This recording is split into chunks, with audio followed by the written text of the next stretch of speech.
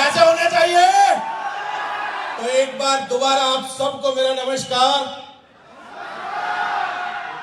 My dear friend, मेरा नाम विकासपुरा, basically मैं हरियाणा का रहने वाला हूं और बाय एजुकेशन मैं एक मैकेनिकल इंजीनियर हूं। साथ ही साथ थोड़ा बहुत मराठा वाला जोश मेरे अंदर भी है, क्योंकि मैंने एजुकेशन महाराष्ट्र से ही ली है। इंजीनियरिंग मैंने महाराष्ट्र से की है। इंजीनियरिंग कंप्लीट करने के बाद जो पैकेज मिला, 5 लाख पर मंथ का मेरा सैलरी पैकेज था। जापान में मैं जॉब करता था।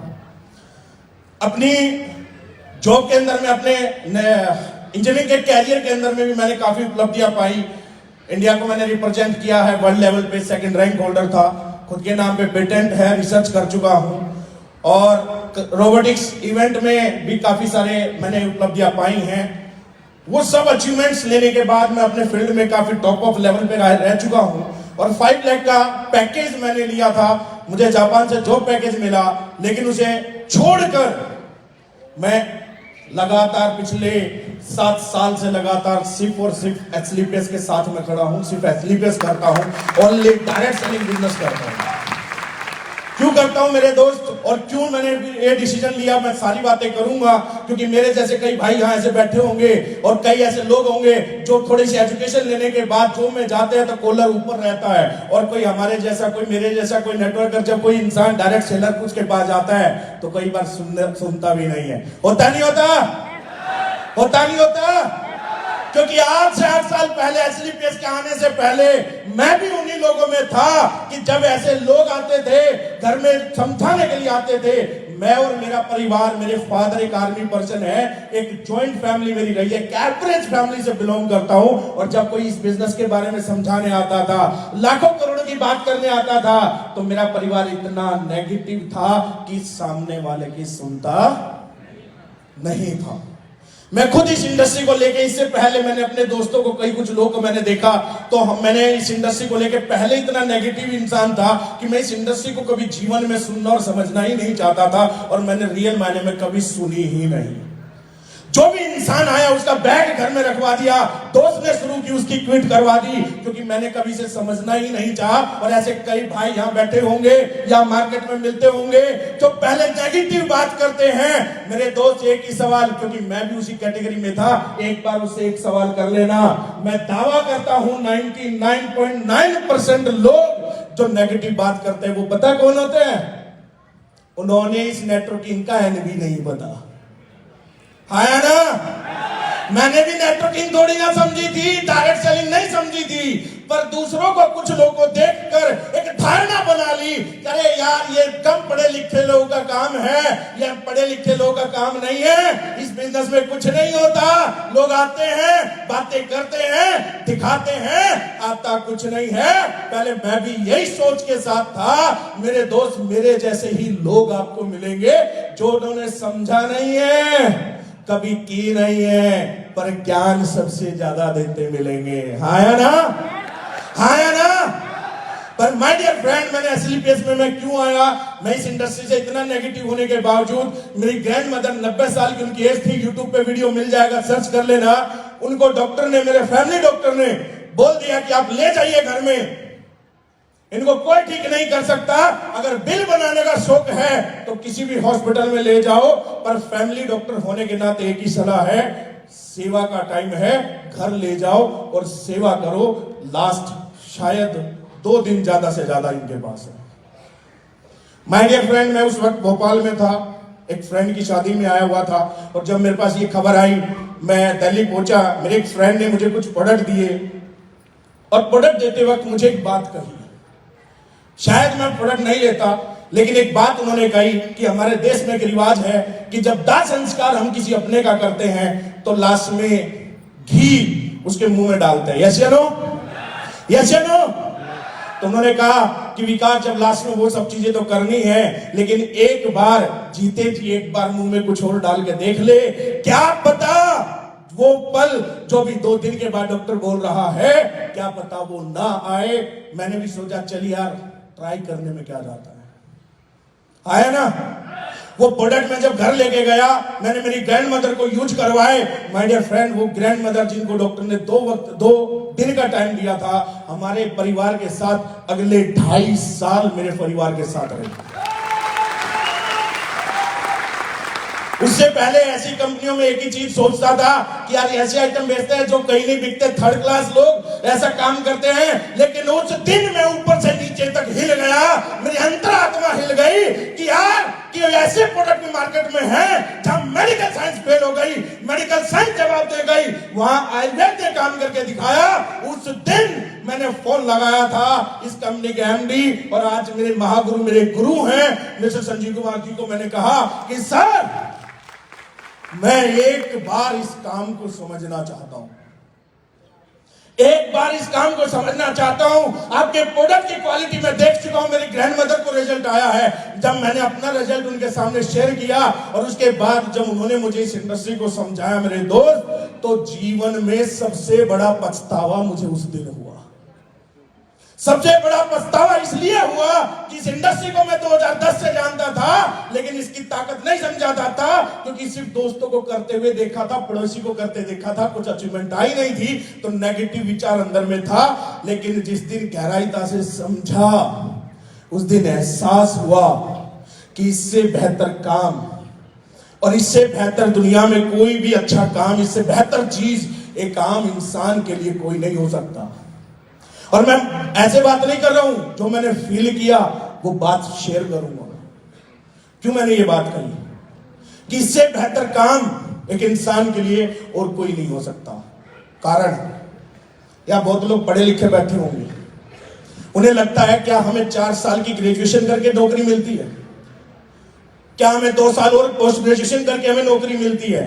नहीं मेरे दोस्त, जब 3 साल 4 साल के होते हो, उस वक्त उस नौकरी की तैयारी करना शुरू करते हो। जाके पहले A, A, E, E सीखते हो, ABCD सीखते हो, धीरे धीरे 2, 4, 8, 16 का पहाड़ा सीखते हो, तब जाके जिंदगी के पहले 12 साल 12 क्लास को देते हो, 4 साल ग्रेजुएशन को देते हो, और उसके बाद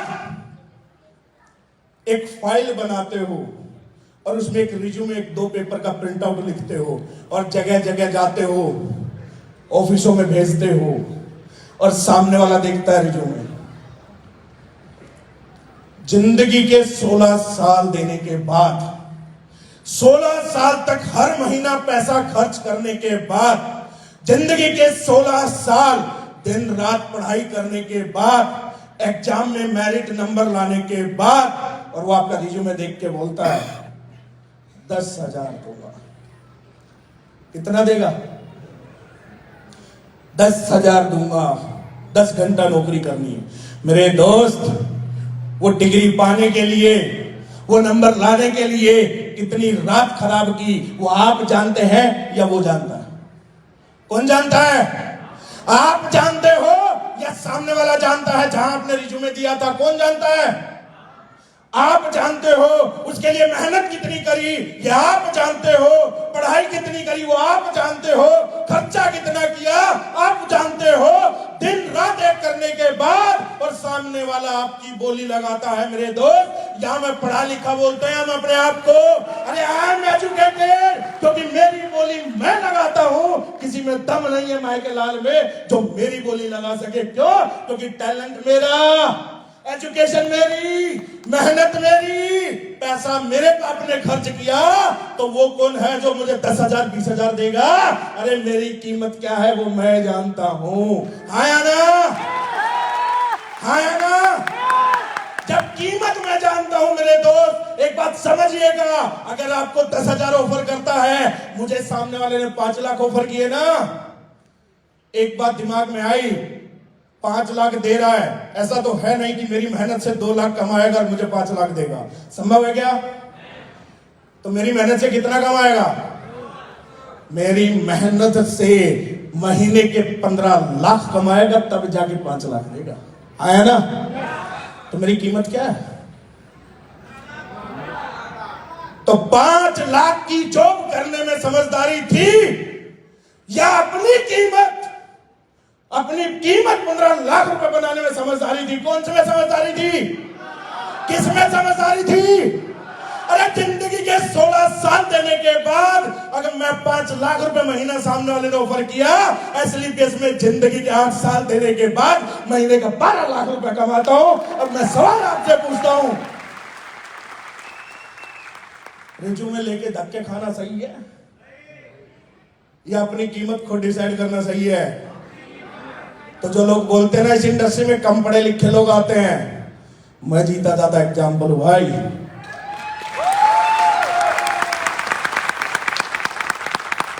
बस एक चीज, जो एजुकेटेड लोग आते हैं इस बिजनेस में, बहुत लोग आते हैं, लेकिन हर कोई सक्सेस क्यों नहीं हो पाता।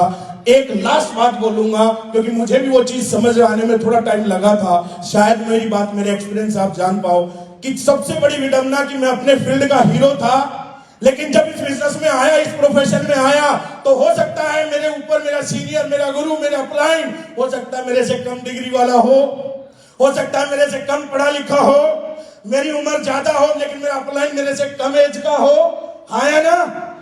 यस या नो? कुछ हो सकता है ना?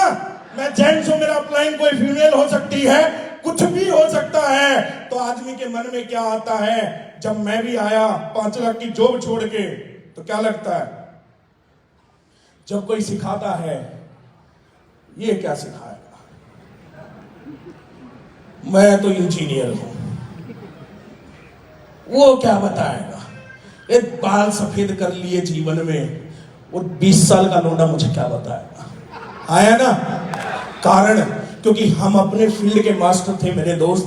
दूसरे फील्ड में जाकर अपने आप को जीरो मानना, थोड़ी सी तकलीफ आती है, थोड़ी सी तकलीफ आती है मेरे दोस्त। मुझे भी आई थी। शुरुआत के 6 महीने कोई अचीवमेंट नहीं ले पाया, क्योंकि मैं जीरो नहीं मान पाया। अपने फील्ड में मास्टर ब्लास्टर था, लेकिन मैं इस फील्ड में जब आया तो मुझे अपने आप को जीरो मानने में 6 महीने लगे।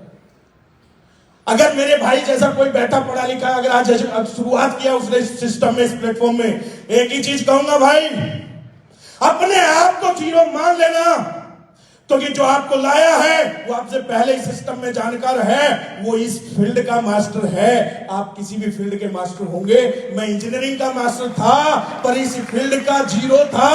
जिस दिन माना और जिस दिन मेहनत करना शुरू किया और 100% समर्पण जिस दिन मैंने कर दिया, मेरे अपलाइन को, मेरे गुरु को, मेरे दोस्त, वो दिन है और आज का दिन है। कभी पीछे पलट के देखने की नौबत नहीं आई।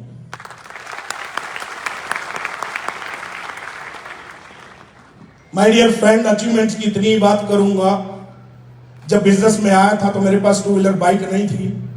जब मैंने बिजनेस में काम करना शुरू किया, क्योंकि सबसे बड़ी बात, जब आप डिसीजन लेते हो तो सबसे बड़ा समस्या जो आती है वो आपके अपनों की आती है। आपके अपने हो सकता है आपसे नाराज होंगे, आपके अपने हो सकता है आपसे नाराज होंगे, हो सकता है आपको काम करने के लिए मना करेंगे। मेरे फादर आर्मी पर्सन थे, उन्होंने ना नाराज हुए ना मना किया, उन्होंने दरवाजा खोला बाहर का और बोला निकल जाए यहां से। 5 लाख की नौकरी छोड़ के आया है, मैंने जीवन भर आर्मी में काम कर करके तुझे पढ़ाया, बोला इस दिन के लिए पढ़ाया था, निकल जा मेरा घर छोड़ के।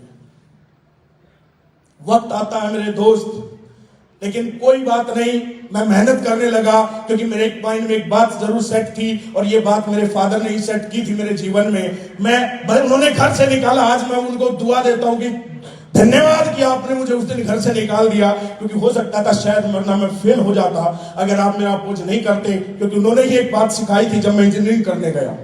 लास्ट में अपनी बात के साथ मैं अपनी बात को खत्म करूंगा। जब मेरा एडमिशन इंजीनियरिंग में हुआ था तो मेरे फादर ने छोड़ने के बाद हॉस्टल के बाहर कैंटीन में बैठे और मुझे एक छोटी सी बात समझाई, और उसने मेरा पूरा जीवन बदल दिया। शायद आपके भी काम आएगी। उन्होंने कहा, देख बेटा, साल में 12 महीने में 3 ही महीना छुट्टी मिलेगी मुझे, मैं आर्मी में हूं। अब मैं उसमें घर संभालूंगा या मैं यहां आके तेरे को देखूं? मैं तेरे को देखने नहीं आ सकता, क्योंकि मेरे को लिमिटेड छुट्टी मिलनी है। मैं घर आऊंगा, घर भी संभालना है, घर के भी काम है। मैं आज छोड़ के जा रहा हूं, हर महीने पैसा दूंगा, हर महीने अकाउंट में पैसे डाल दूंगा, तेरी मर्जी जीवन में क्या करना है। मेरा फर्ज है आज एक नसीहत देके जा रहा हूं। इसी हॉस्टल में और इसी कॉलेज में 2 तरह के लोग मिलेंगे। 2 तरह के लोग मिलेंगे। एक मिलेंगे जिनका साथ तुझे बड़ा अच्छा लगेगा, वो तुझे भटकाएंगे तेरे रास्ते से, तेरे ड्रीम से। मूवी देखने ले जाएंगे, हो सकता है तेरे को दारू पिलाना भी सिखा दे। मेरे फादर काफी फ्रेंडली थे, उन्होंने बहुत अच्छे से मेरी को ये बात बोली, मेरी तरफ से बेशक से पी लेना, मैं मना करने नहीं आऊंगा। हो सकता है तो रोज बंक मारने लग जाए, गर्लफ्रेंड भी छेड़ने लग जाए, बाहर कॉलेज से आउट जाए, मूवी देखने जाए, आउट रहे जीवन में। पर ये 4 साल है जीवन के ऐश के, क्योंकि 4 साल हर महीने पैसा भेजूंगा, चाहे ऐश कर लेना चाहे कैश कर लेना, मर्जी तेरी है। ये 4 साल नहीं पूछूंगा तूने क्या किया, पर जिस दिन 4 साल बाद निकलेगा, जीवन भर रोएगा, जीवन भर तकलीफ में रहेगा। और बोला दूसरी जिंदगी है, ये 4 साल इंजीनियरिंग के सारे सुख सुविधाएं, जीवन के सारे ऐशो आराम, जीवन के सारे कंफर्ट अगले 4 साल के लिए त्याग कर देना। अगले 4 साल के लिए मत करना किसी से बात, अगले 4 साल के लिए मत देखना कोई मूवी, अगले 4 साल के लिए मत करना क्लास बंक, अगले 4 साल के लिए मत बनाना कोई गर्लफ्रेंड। मेरे फादर ने साफ बोला मुझे कि कुछ मत करना अगले 4 साल से, घर भी मत आना मेरी तरफ से, कोई शादी के फंक्शन में भी मत आना। पर ये 4 साल त्याग दे दिया ना, अगर त्याग कर लिया, बोला मैं लिख के जाता हूं बेटा, आज बोला जिनके पीछे घूम के तो टाइम वेस्ट करेगा, 4 साल बाद ऐसा दिन आएगा कि जिनके पीछे तू ये दुनिया घूम के समय खराब करती है, एक दिन वो तेरे पीछे घूमेंगे। 4 साल के बाद जीवन का अगला बुढ़ापे तक तेरा जीवन सिक्योर होगा, तेरा भविष्य सिक्योर होगा, पर ये 4 साल का त्याग करना पड़ेगा। जैसे इस बिजनेस में आया, सेम चीज कंडीशन समझ में आई। जिस दिन गुरु को समर्पण दिया, जिस दिन गुरु के लिए डेडिकेटेड हुआ, जिस दिन खुद को जीरो मान लिया, उस दिन फिर से वही बात को मैंने याद किया और उस दिन कसम खाई थी कि अगले 4 साल ना घर जाऊंगा, ना शादी अटेंड करूंगा, ना कोई त्योहार मनाऊंगा। अगले 4 साल दिन रात मेहनत करूंगा और अगर त्योहार मनाऊंगा तो अपनी कामयाबी का मनाऊंगा।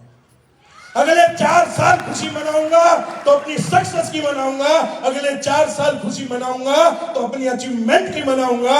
और माय डियर फ्रेंड, एक छोटा सा सफर जहां से मैं किसी दूसरे की बाइक से फिर शुरू किया था, मैंने इस बिजनेस में शुरुआत की थी। छोड़ने के लिए बहुत सारी चीजें मन में आई कि बाइक नहीं है, पैदल कैसे जाऊंगा, लोगों से कैसे मिलूंगा, ये सब बहाने हैं मेरे दोस्त। जिसने करने का ठान लिया वो करके रहता है, और मैंने वो करके दिखाया है। कुलदीप सर मेरे गुरु, मेरे प्लान गवाह है इस बात की। एक सीडी डिलक्स बाइक जो किसी और की थी, उससे मैंने स्टार्ट किया था मेरे दोस्त। एक 4 व्हीलर के लिए मेरा परिवार तरसता था, आज मेरे घर में 4 गाड़ियां खड़ी हैं। और मेरे डिस्ट्रिक्ट का पहला इंसान हो जिसने मर्सिडीज खरीदी थी 1 करोड़ की। जिस दिन रजिस्ट्रेशन कराने आया ना, गया उस दिन आरटीओ वाला भी निकल के बाहर देखना है गाड़ी कौन सी आ गई 1 करोड़ की, फोटो खिंचाकर लेके गया। ये दिन सिर्फ इस एसलीबेस की बदौलत मिला, और ऐसी खुशियां अब दिन बाई दिन बढ़ती जा रही हैं। मैंने क्या कमाया, मैंने क्या पाया वो तो छोड़ो, जब मेरे टीम में 1-1 करोड़ की गाड़ियां आ रही है मेरे दोस्त, तो मैं क्या कमा रहा हूं तो बात नहीं। इसी के साथ मैं अपने शब्दों को विराम दूंगा। Thank you very much, wish you all the best.